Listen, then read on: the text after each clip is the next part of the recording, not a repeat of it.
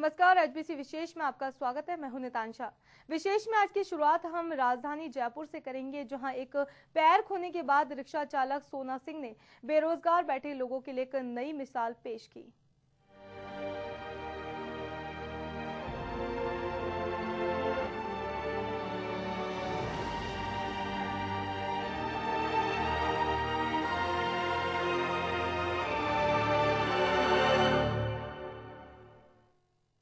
जिसे बदकिस्मती ने जकड़ रखा हो और भगवान भी मुंह फेर ले, न राम न राज। लेकिन सोना सिंह ने हिम्मत नहीं हारी और जज्बे के साथ जीवन में संघर्ष कर रहा है।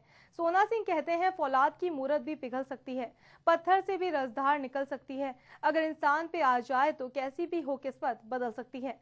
अगर मन में हौसला हो तो बाधाएं भी सुविधाएं बन जाती है। ऐसा ही करके दिखाया राजधानी जयपुर से सोनाराम ने। तो चलिए देखते हैं खास रिपोर्ट।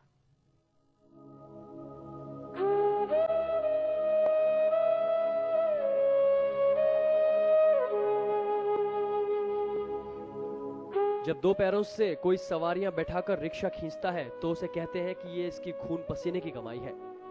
लेकिन जब धूप में, सर्दी में और बरसात में इस तरीके से कोई रिक्शा खींचता है तो कहते हैं खून को जलाकर ये पेट पाल रहा है। लेकिन फिर गौर फरमाइए इस शख्स की तरफ।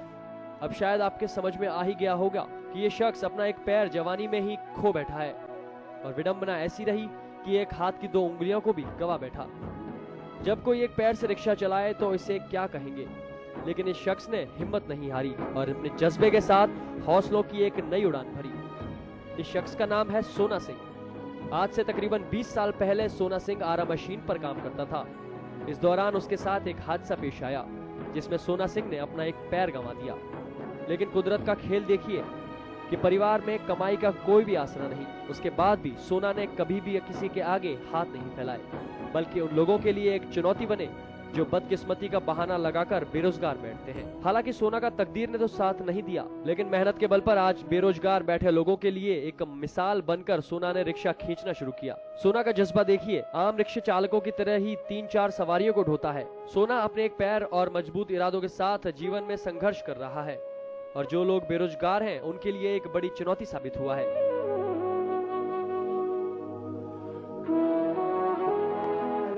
रिक्शा चलाता रहा, रिक्शा चलाने आरा मशीन पर पैर कट गया काम में पैसे के लिए। वहाँ गया तो 2 दिन काम किया, तीसरे दिन पैर कट गया। जब से मैं जो है यहाँ अपना थोड़ा दिन बम्बई था, बम्बई से जो है मेरे को कोई अफसर ने जयपुर ले गया तो ये पैर लगा कर दिया। जब से रिक्शा चला रहा हूँ।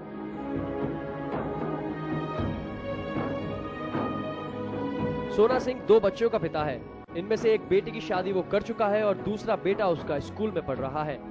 सोना सिंह का कहना है कि वो खुद भले ही पूरा जीवन खून जलाता रहा हो, लेकिन उसके बच्चे समाज में एक अच्छा दर्जा प्राप्त करेंगे। यही सोना सिंह के जीवन का कर्तव्य है। इसी उम्मीद के साथ ही वो अपने बेटों को पढ़ा लिखा कर समाज में उच्च स्थान दिलवाना चाहता है।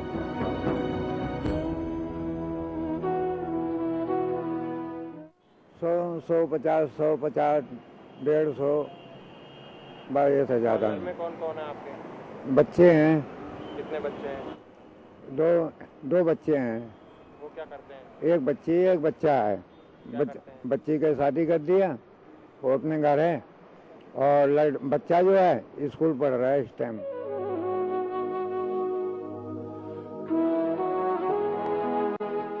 सोना सिंह चुनौती है ऐसे लोगों के लिए जो थोड़ी सी भी अपंगता या फिर मजबूरी के चलते सरकार से भीख मांगते हैं या फिर आम जनता से भीख मांगकर गुजारे की बात करते हैं। सोना सिंह के पास भले ही बीपीएल कार्ड ना हो या फिर राशन कार्ड ना हो, लेकिन 20 साल तक मेहनत करके अपने परिवार का पेट पाल रहे हैं सोना सिंह। भले ही शरीर में जान नहीं हो, लेकिन परिवार को पालने का जज्बा है और भीख नहीं मांगते किसी के भी आगे। अपने हाथों पर पूरी तरह से विश्वास है। एक पैर को खो चुके हैं तो दूसरी तरफ हाथ की 2 उंगलियों को भी खो चुके हैं सोना Singh. Camera person DC Meena के साथ ऐश्वर्य प्रधान, एचबीसी न्यूज जयपुर।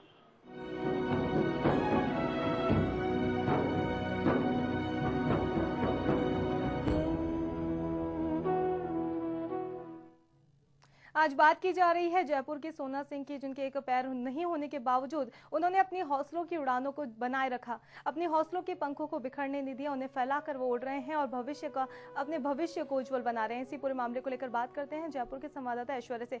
जी ऐश्वर्या, आज बात की जा रही है जयपुर के सोना सिंह की, जो अपने एक पैर गंवा चुके हैं जवानी में, लेकिन हिम्मत नहीं हारी और रोजी रोटी के लिए संघर्ष कर रहे हैं। तो इस पूरे मामले को लेकर आपके पास क्या जानकारी है? जी ऐश्वर्या, आप हमें सुन पा रहे हैं? जी बिल्कुल नितांशा, जहां तक मैं सुन पा रहा हूं, मैं बता दूं कि सोना सिंह जो है वो एक ऐसा उदाहरण है हमारे समाज के लिए, जो दिखाता है कि व्यक्ति की मजबूरियों से उसे डरना नहीं चाहिए, उसे कुछ करने के लिए जज्बा रखना चाहिए। अगर वो किसी के आगे भीख मांगता है तो ये शायद उसके स्वाभिमान को ठेस पहुंचती है। तो कुछ ऐसा ही वानगी पेश किए इस सोना सिंह ने, और ये एक स्टोरी बन गया है, किस्सा बन गया है हमारे लिए, और ये एक सीख बना है ऐसे लोगों के लिए जो कि दुहाई देते हैं, जो कि बहाने लगाते हैं किसी भी मजबूरी के। जी ऐश्वर्या, जैसा कि हम विजुअल्स में देख रहे हैं, उन्होंने अपना कृत्रिम पैर लगा के रिक्शा चला रहे हैं, तो हम जानना चाहेंगे इन्होंने अपना जो कृत्रिम पैर लगाया वो कब से लगाया और ये रिक्शा जो चला रहे हैं वो कब से चला रहे हैं? बिल्कुल, मैं बता दूं कि तकरीबन 20 साल पहले ये आम व्यक्ति की तरह था ये इंसान। उससे तब जब ये कोई आराम मशीन थी उस पर काम करते थे, तो उस वक्त इनका जो पैर था वो कट गया था। तब जो आप इनकी हालत देख रहे हैं, ये पहले ऐसे नहीं थे।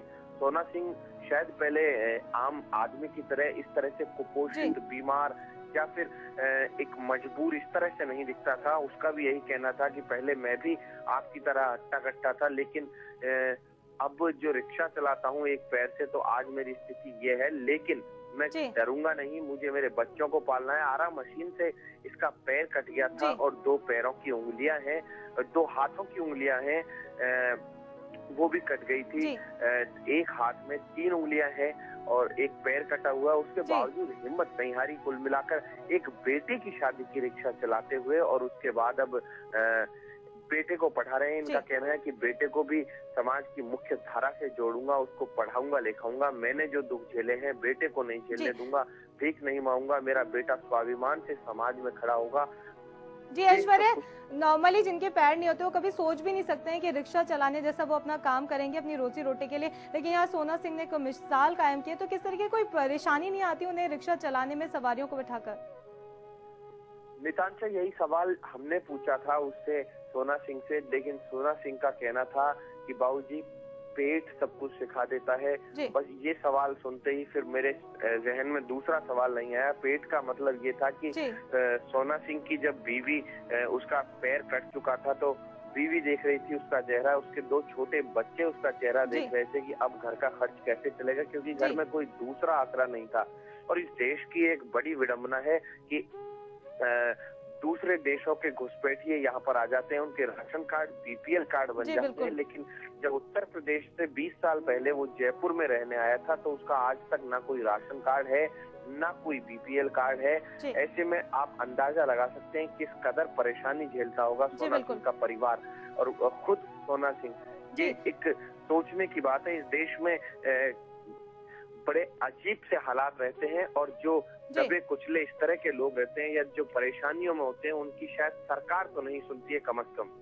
जी शुक्रिया ऐश्वर्या तमाम जानकारी हमें देने के लिए। तो ये थे जयपुर से संवाददाता ऐश्वर्या प्रधान।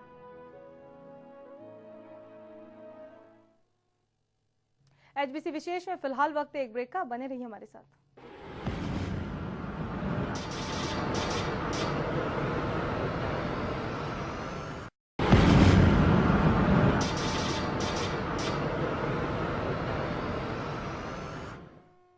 ब्रेक के बाद आपका स्वागत है। कौन कहता है आसमान में सुराग नहीं होता, एक पत्थर तो उछाल कर देखो यारो। भगवान उसी का साथ देता है जो हिम्मत के साथ मर्दानगी दिखाता है। ऐसी ही एक मर्दान की 12 में 81 वर्षीय वृद्ध ने उस वक्त कर दिखाई जब जीवन के ढलते दौर में 10वीं बार एमए की परीक्षा पास कर अपने आप में एक रिकॉर्ड कायम किया। पेश है ऐसे ही एक वृद्ध शिक्षाविद की रिपोर्ट।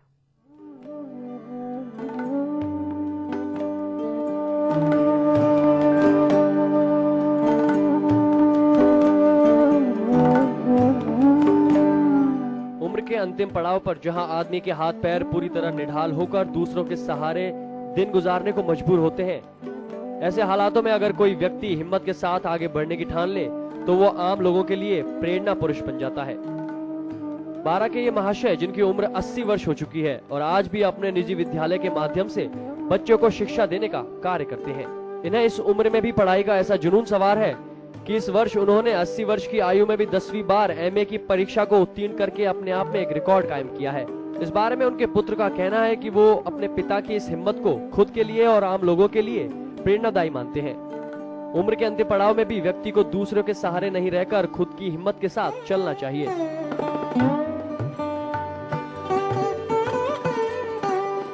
ये उनसे प्रेरणा मिलती है। मेरा अपना व्यक्तिगत ये मानना है कि बुजुर्ग व्यक्तियों को जीवन में कुछ ना कुछ करते रहना चाहिए, नहीं तो शरीर शिथिल हो जाता है।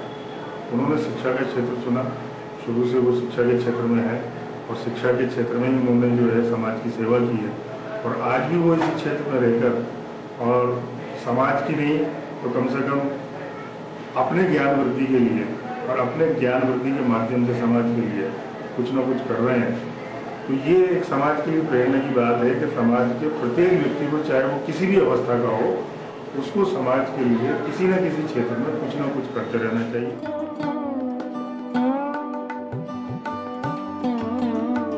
80 वर्ष के विष्णु शर्मा की कहानी भी रामचरितमानस के रचयिता तुलसीदास से काफी मिलती जुलती है। इनका कहना है कि जब वो 60 वर्ष के थे तब इनकी धर्मपत्नी ने उन्हें बुढ़ापे का उल्हाना देते हुए कहा कि अब आप सठिया गए हो, आपसे ठीक प्रकार से कोई भी काम नहीं होता और आपसे जो कहा जाता है आप उसे भूल जाते हो। लेकिन पत्नी की बात उन्हें कुछ ऐसी चुभी कि उन्होंने पत्नी के उल्हाने को पूरा नकार कर दूसरों के लिए प्रेरणा का सबब बन गए। मेरी आयु 60 साल की थी तो घर गृहस्थी है, गृहस्थी के अंदर कुछ ना कुछ कहने में आ जाता है। तो इस प्रकार से कुछ बहुओं को मैंने कहा जिसका असर मेरी पत्नी के ऊपर अजीब पड़ा और उन्होंने मुझसे एक बात कही कि आप 60 साल के हो गए और आपका दिमाग सिठिया गया है। ऐसे बात किया जाता है क्या? आप सिठिया गए, आपकी बुद्धि खराब हो गई। मुझे बड़ा झटका लगा इस बात का कि क्या मेरी बुद्धि खराब हो गई वास्तव में और मैं सिठिया चुका हूँ, मेरा ज्ञान खत्म हो गया क्या? ऐसा विचार आते ही मैंने सोचा कि आखिर मैं कैसे अपने आप को जानूं कि मेरा दिमाग अभी ठीक है अथवा खराब या विकृत है। इसका पैमाना क्या हो सकता है? कैसे जाना जा सकता है कि कितने प्रतिशत मेरा दिमाग है? तो मैंने एक योजना बनाई और वो योजना थी फिर से पढ़ने की।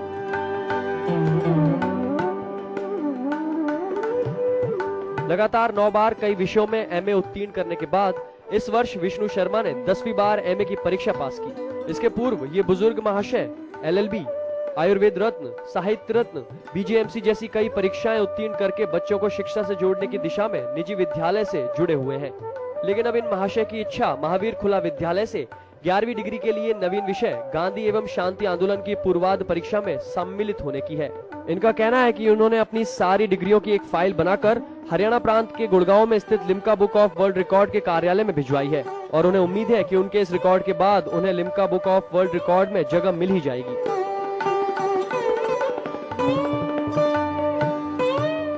10वां एमए विषय जो एमकॉम का EAFM है उसको मैंने 53.44% सेकेंड डिवीजन से मैंने उसको उत्तीर्ण किया और अब इसी साल दिसंबर माह में मैं कोटा महावीर विश्वविद्यालय जो खुला विश्वविद्यालय है उससे एक नया सब्जेक्ट जो आज तक किसी यूनिवर्सिटी में नहीं है इसने चलाया है और वो है गांधी और शांति आंदोलन।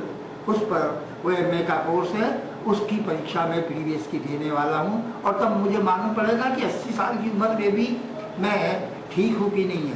तो मैंने ये विचार किया और मैं ये सोचता हूँ कि लोगों की धारणा गलत है कि 60 साल की उम्र में आदमी का दिमाग खराब हो जाता है। ऐसा कुछ नहीं है। मैं तो ये समझता हूँ कि 60 साल के पश्चात उसमें ज़्यादा परिपक्वता आती है, वो ज़्यादा परिपक्व होता है, उसका ज्ञान बढ़ता है, उसका अनुभव बढ़ता है। और ये जो लोग सोचते हैं कि उसका दिमाग खराब हो गया, उसकी बुद्धि कम हो गई, बिल्कुल निरर्थक बात है। आदमी